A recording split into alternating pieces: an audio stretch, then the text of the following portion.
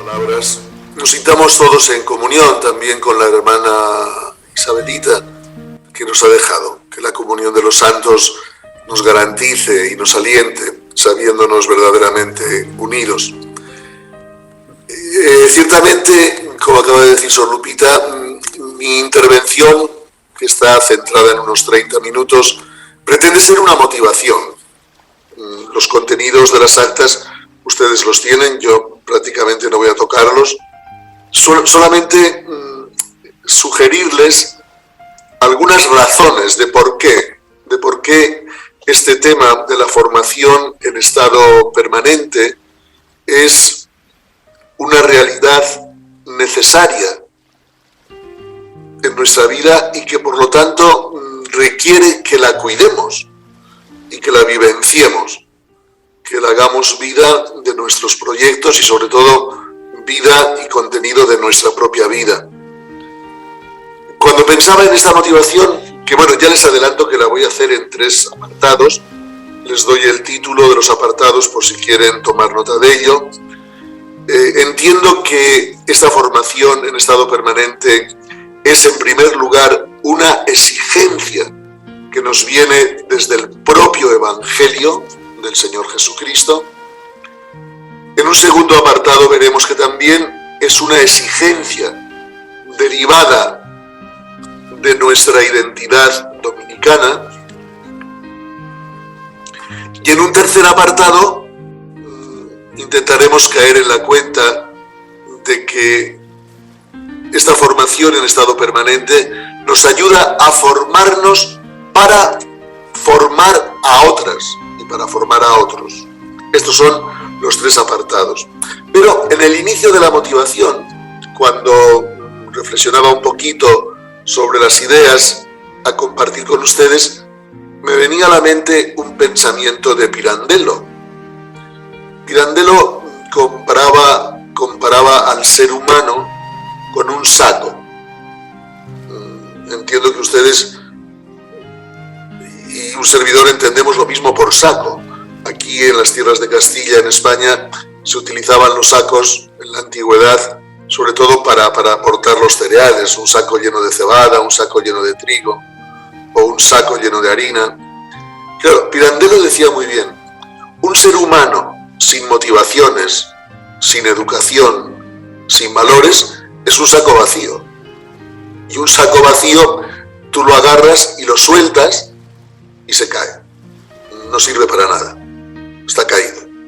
Sin embargo, un ser humano con motivaciones, con principios, con valores, con estímulos y lleno de todo esto, aunque tú sueltes el saco de ese ser humano, lleno de motivación y de inquietud, se mantiene en pie. Un saco lleno no se cae. Su propio peso lo mantiene en pie. Por tanto, creo que es una imagen plástica muy sugerente, hermanas, para valorar nosotros y para que quienes vienen detrás de nosotros lo valoren también. Me ha causado particular emoción esta introducción que ustedes han preparado con tanto cariño y que la han enfocado en el contexto vocacional también. Yo no recuerdo bien si en las motivaciones del capítulo general que celebramos en Ávila les hablé de lo que les voy a decir ahora. Pero me parece que es muy interesante en este contexto inicial que ustedes han pretendido para el encuentro.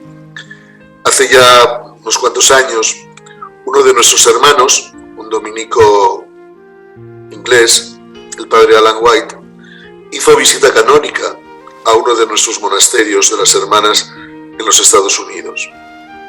Y en su carta de conclusión de la visita canónica, la introducía con el pensamiento de un autor que yo no he registrado, no recuerdo quién es el autor, pero sí el pensamiento, hermanas. Y el pensamiento era este: lo que nosotros hemos amado, otros también lo amarán. Y nosotros les enseñaremos cómo. Si nosotros amamos el estudio, si nosotros amamos la formación, si somos mujeres y hombres siempre en camino de formación, en estado permanente, pues otras y otros también amarán este estilo de vida.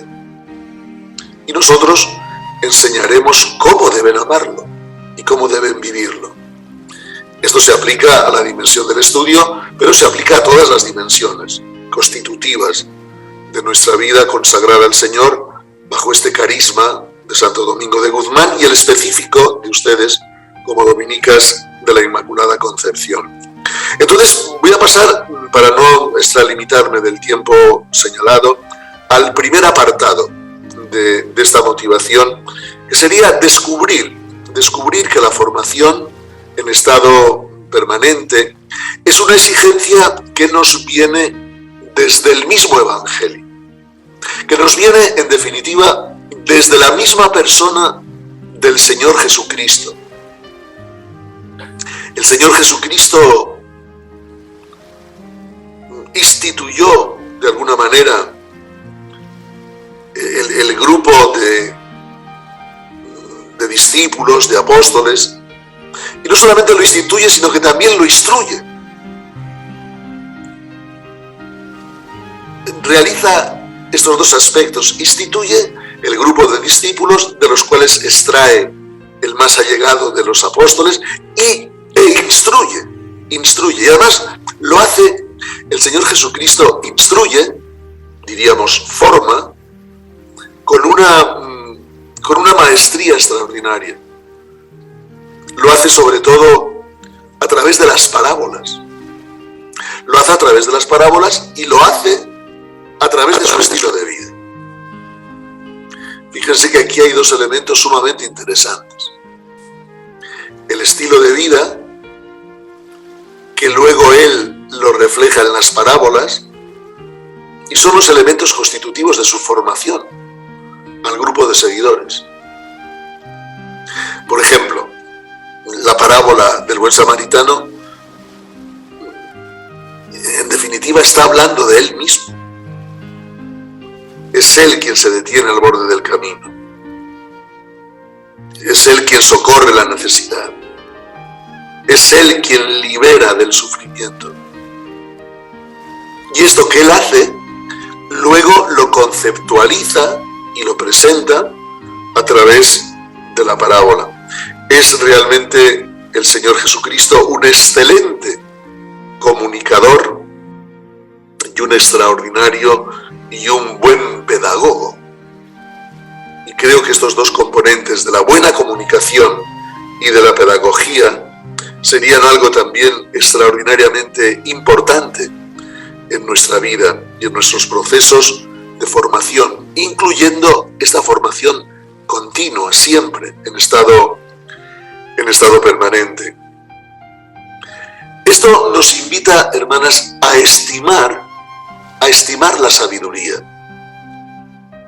No solo los conocimientos, que también, pero sobre todo la sabiduría de la vida, la sabiduría de saber vivir intensamente, la sabiduría de dar valor a lo que tiene valor y de relativizar aquello que no tiene valor.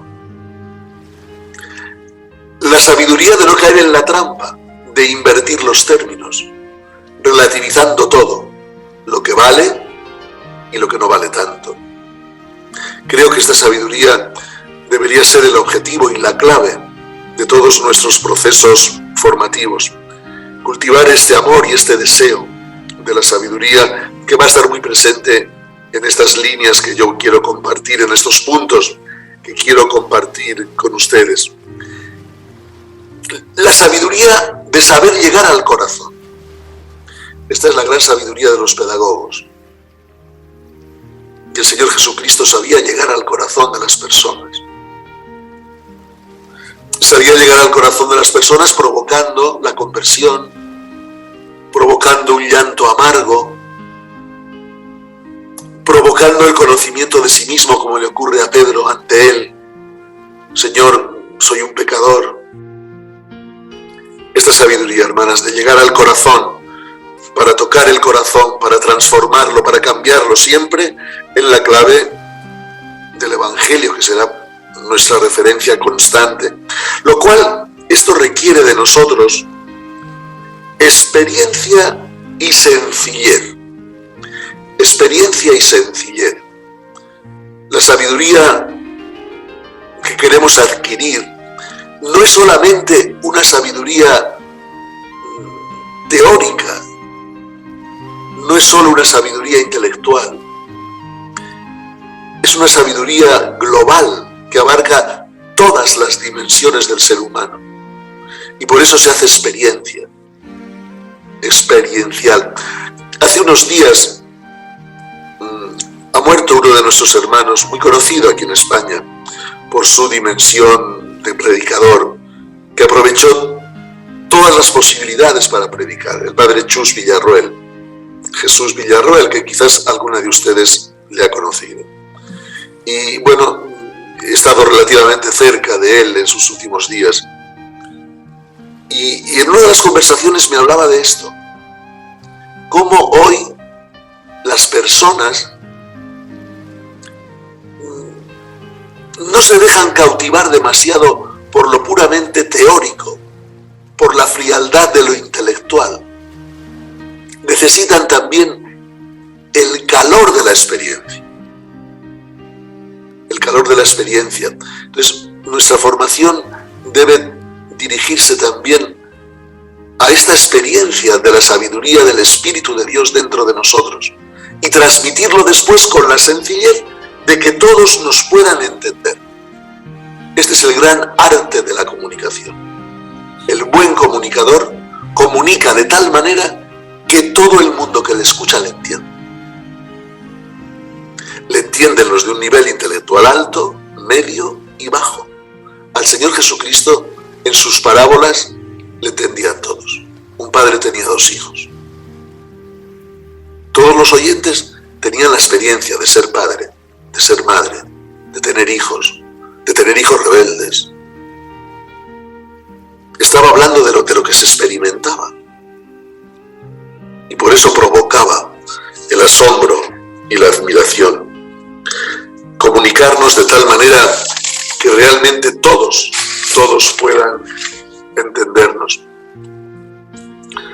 Para dar, creo que otro de las exigencias que nos viene del Evangelio, en esta clave, hermanas, de la formación permanente, en estado permanente, la recoge muy bien San Pedro en su primera carta cuando dice: estad preparados para dar razón de vuestra fe y de vuestra esperanza a cualquiera que os la pida.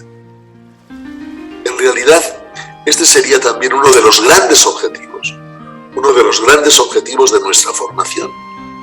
Estar prontos para dar razón de por qué creemos y de por qué esperamos. Y esto, hermanas, creo que debe ir acompañado con todo lo que he dicho previamente, de lo experiencial, de saber comunicar con sencillez y hacia el corazón. Debe estar acompañado también de una gran humildad. Dar razón de nuestra fe y de nuestra esperanza. Necesitamos formarnos en esta clave para hacer realidad esta petición magnífica de San Pedro, pero hacerlo con una profunda humildad. Y cuando pensaba en esto de la profunda humildad, me vino a la mente un pensamiento de mi profesor, de uno de mis profesores. En este caso fue profesor de Cristología durante el tiempo que yo hice la licenciatura. Julio Lois, un sacerdote que ya ha fallecido, un hombre muy sencillo también en su persona, su forma de vivir, y de una extraordinaria sencillez y humildad. Y él nos decía que en un diálogo, en una conversación, en una diatriba, con un ateo, con un agnóstico, a lo más que podemos pretender es llegar a un empate. Esto yo no lo he olvidado, porque creo que tiene bastante razón. Y de ahí la humildad, hermanas. Quizás seamos incapaces de convencer. No tenemos tampoco que pretender convencer, sino estar siempre dispuestos y hacerlo con la mayor claridad y sencillez posible y humildad de ofrecer lo que para nosotros es vital. Entiendo que esta humildad no de intentar convencer, sino de ofrecer lo que para nosotros es vital, es un instrumento magnífico para compartir nuestra formación, sobre todo la que nos viene desde la sabiduría del Evangelio. Y paso al capítulo segundo, al apartado segundo, que sería entender esta formación en estado permanente como una exigencia también de nuestra identidad dominicana, como una exigencia de nuestra identidad dominicana. Para ello quiero contarles dos o quizás hasta tres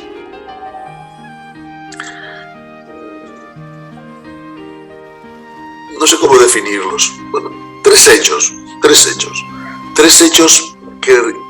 que ilustran este componente en nuestra identidad dominicana. El primero de los hechos es el siguiente. Poco después de la muerte de nuestro padre, de Santo Domingo, el Papa, su amigo, el Papa Gregorio, llamó al cardenal Santiago de Vitri y le pidió que fuera a vivir unos días al convento de los dominicos de Bolonia,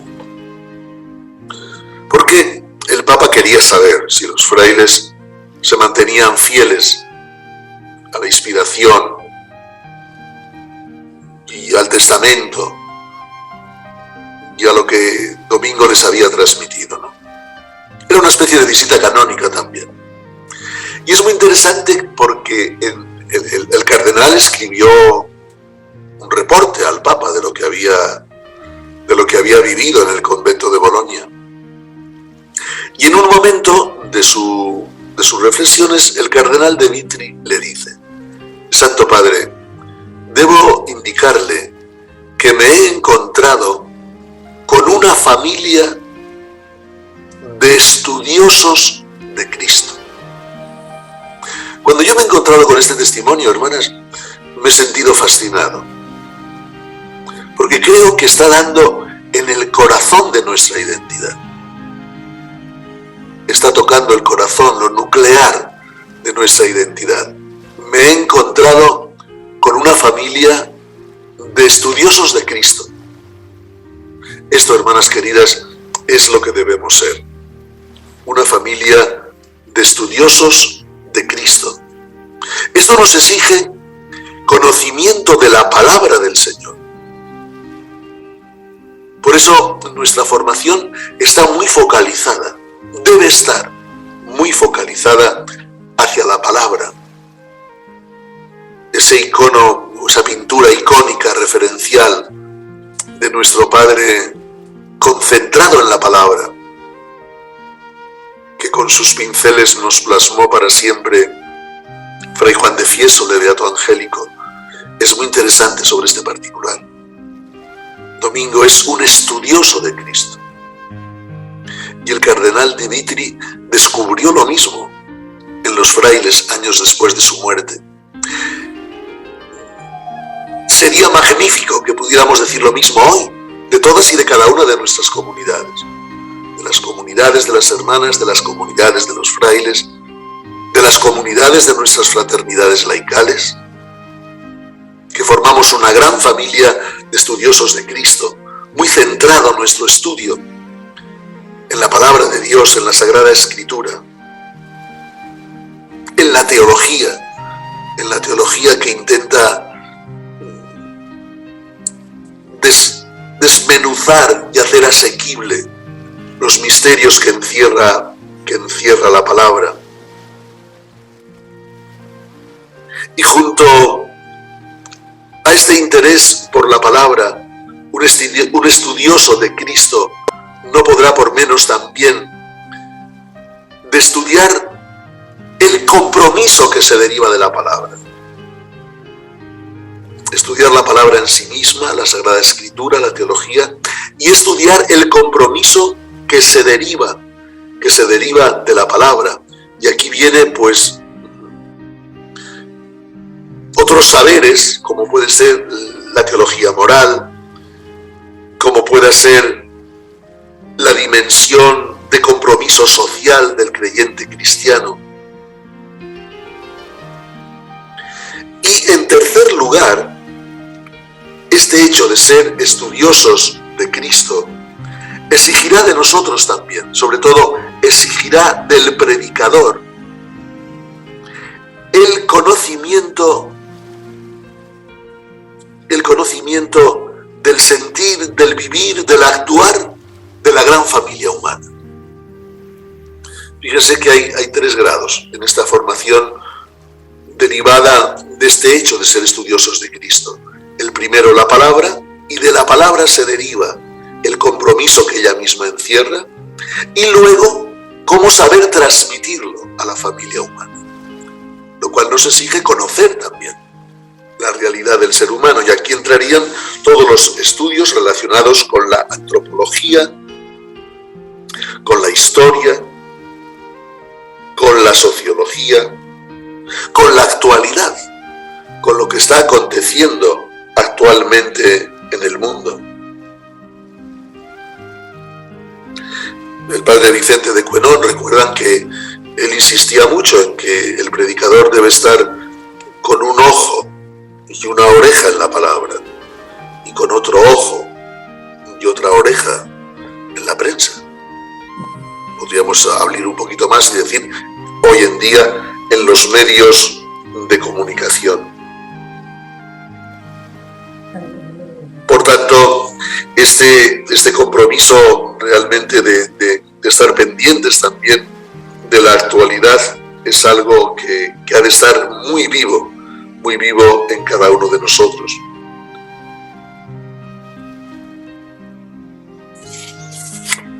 Pasaríamos así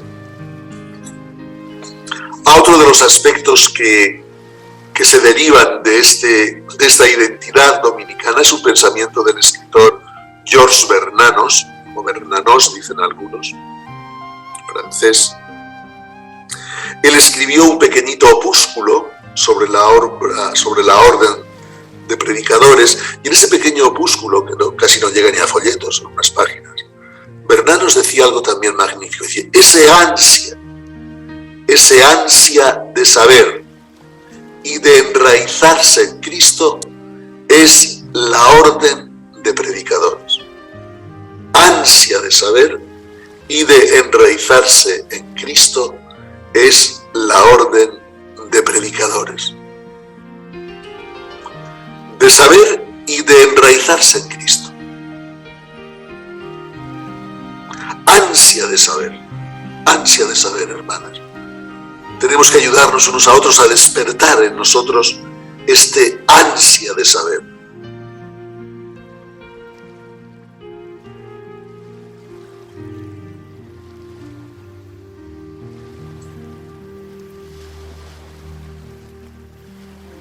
Un saber que nos alentará y nos alertará también en un cierto... Esto quizás no es muy actual lo que les voy a decir, pero este ansia de saber debería llevarnos a una especie de saber enciclopédico. Estos días hemos estado comentando algunos hermanos, entre nosotros, charlando, recordando a otros frailes que nos han precedido y que eran hombres de un amplio saber. Lo mismo te hablaban de teología, que de Sagrada Escritura, que de literatura, que de medicina, que de arte. Este ansia de saber, un saber amplio, un saber enciclopédico.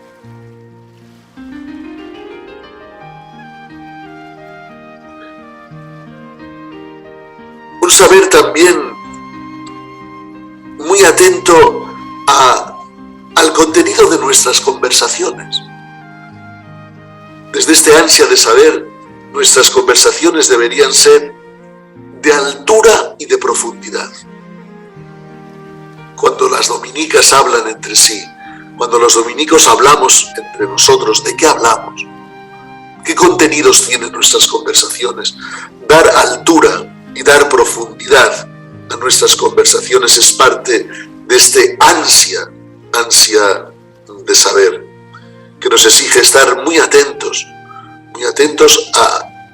a todo aquello que se desprenda de la inteligencia del ser humano.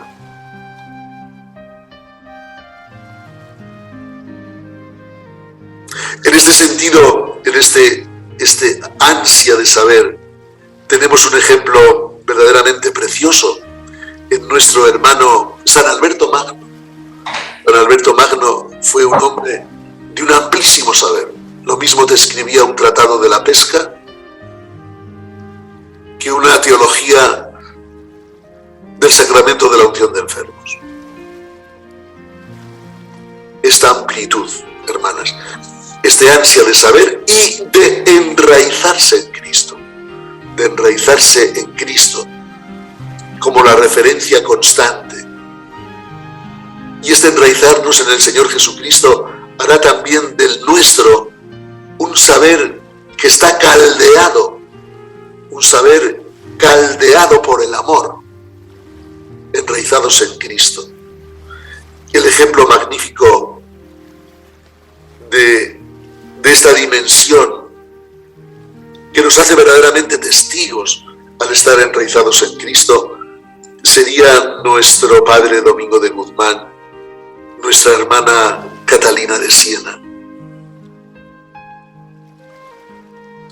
Su experiencia del misterio de Dios, del amor de Dios, hicieron de su vida un testimonio magnífico,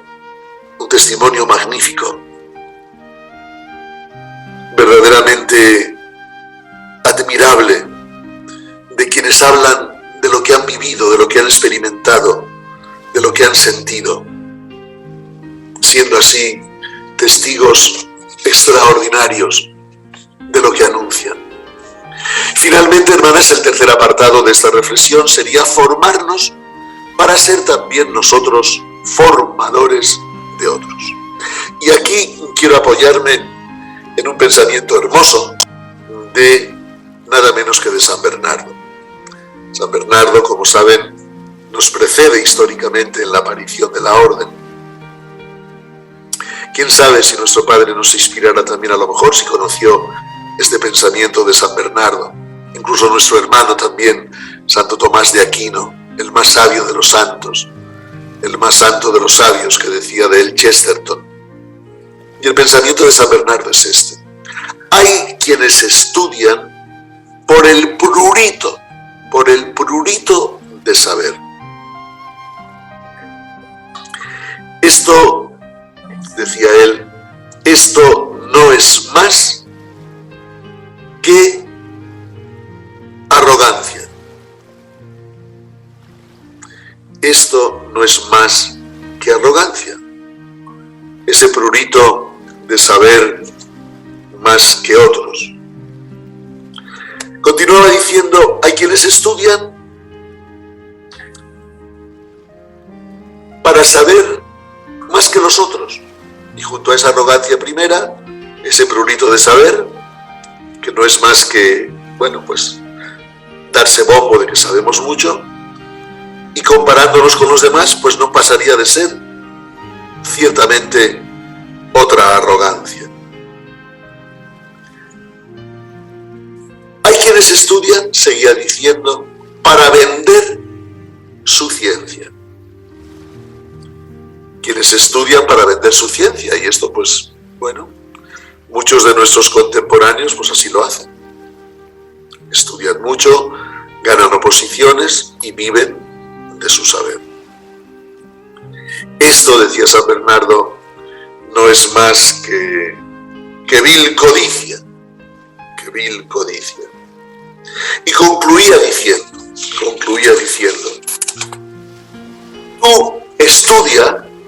tú estudia para formarte y para formar a otros, que esto es religión y esto es amor. Tú estudia para formarte y para formar a otros, que esto es religión y esto es amor. Y esta, hermanas, es en definitiva nuestra tarea sobre todo como ustedes realizan por su propia identidad carismática, que ustedes realizan en la tarea educativa, la tarea que ustedes realizan a través de la educación. Y no quisiera cerrar esta reflexión sin hacer alusión a algo que personalmente me inquieta, me preocupa mucho y que incide directamente en esta peculiaridad de su carisma en cuanto educadoras, y es promover el liderazgo entre las alumnas y alumnos que ustedes detecten en sus centros que tienen madera de líderes o de lideresas. Creo que esto tiene una gran importancia. Promover el liderazgo no quiere decir promoverlo para que se encumbren socialmente sobre el resto de los menos dotados intelectualmente. No, eso no sería un liderazgo cristiano. Es un liderazgo para que desde los dones que ellos han recibido intelectualmente y que los han recibido del Señor, los utilicen para ponerlos al servicio de la gran familia humana, para que en la gran familia humana se pueda realizar en ella los designios que Dios quiere para la humanidad. Esta sería, así muy sintéticamente, la clave del liderazgo cristiano. No para que se encumbren y se beneficien de sus dones y de sus peculiaridades, sino para que las pongan al servicio de la gran familia humana, para que el devenir de la humanidad se conforme con aquello que Dios quiere y espera de nosotros.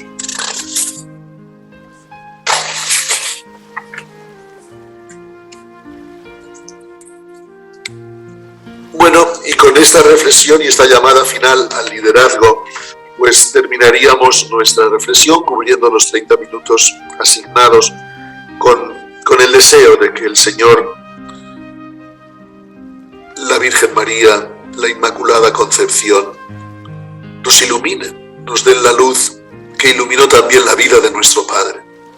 Que esta luz esté en todos y en cada uno de nosotros para hacernos mujeres y hombres sabios y santos, porque la sabiduría sin la santidad serviría de muy poco. Y la santidad sin la sabiduría sirve de mucho, pero la santidad sin la sabiduría puede servir de mucho para quien es santo, no para los que están a su alrededor. Por eso también la santidad sabia tiene esa dimensión de comunión que es verdaderamente extraordinaria. Que el Señor nos ayude y nos conceda, por intercesión de la Virgen María y de nuestro Padre, esta luz para ser realmente una familia de estudiosos suyos y para que nuestra vida, con ese ansia de saber, se enraice en Él para formarnos y para formar a otros, que esto es religión y esto es amor. Muchas gracias, hermanas.